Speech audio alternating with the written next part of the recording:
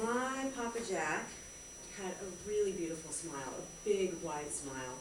And his whole face kind of was occupied by that smile, especially when he would see me. Like when I would have him come pick me up at school, which he would do in defiance of the decree my parents had set down to not pick up Suzanne without our permission or behind our back, especially for no reason.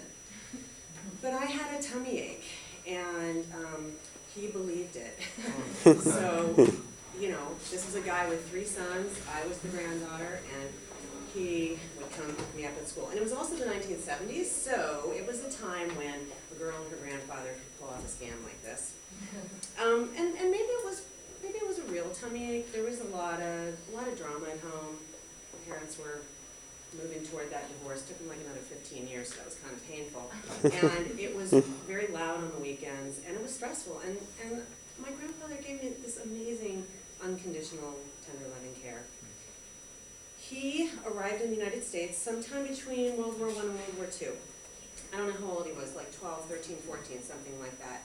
My great-grandfather had preceded him a number of years before from a tiny shtetl called Sokolov outside of Warsaw, and I know he comes from Sokolov because I grew up hearing about the Sokolover Society. This was a thing.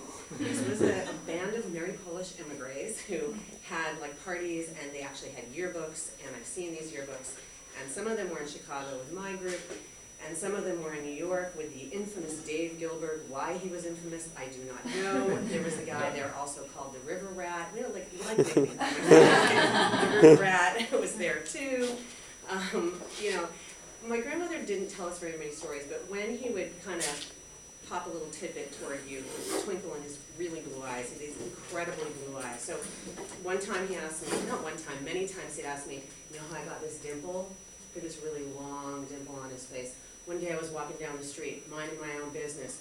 Out of the blue, a knife hits me in the face. Is that for real? I mean, until I actually started telling the story in the class, I literally never questioned this story, which is an insane story. It makes no sense. How?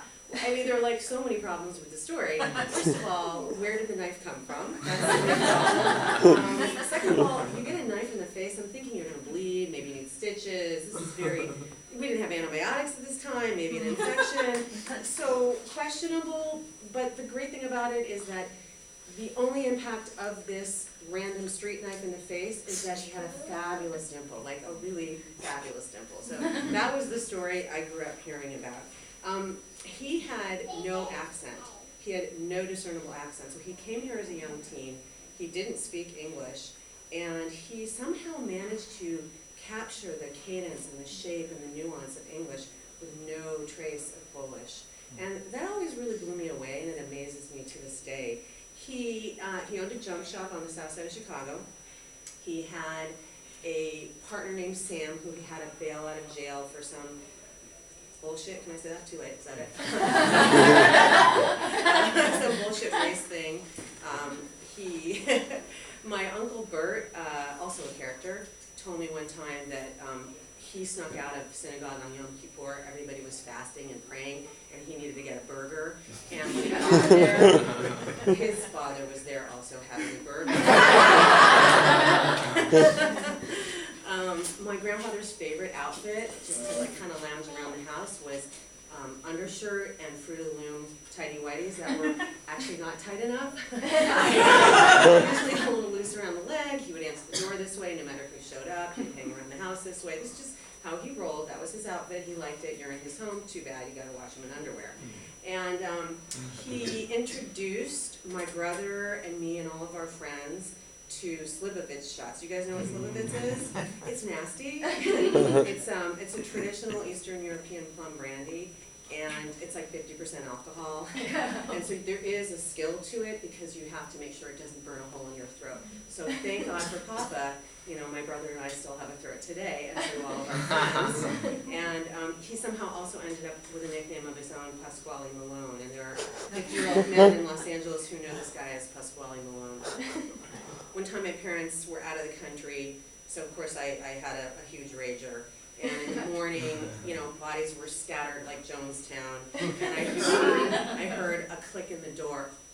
You know, I forgot Papa was there to bring Maria over to, you know, clean the house, he never breathed a word. Maria totally busted my ass.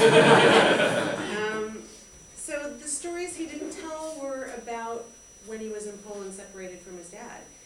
He had a brother whose name I, to this day, don't know, who died in bed next to him of scarlet fever. And why was he spared? My grandmother told me that they used to feed my Papa Jack, who was a little boy, alcohol and hide him under the floorboards to keep him quiet when the Cossacks came through, and that's why he probably drank a little bit too much and why he had a bad temper. But he never had a temper with me. He never had a temper. He only smiled. He,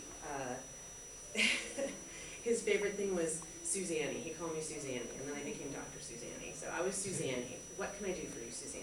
Anything for you, Suzanne. And it was kind of embarrassing as I got to be a teenager, but he literally would do anything I asked of him. And I've actually been looking for that quality in a man my entire life. Ask any of my exes. It's true.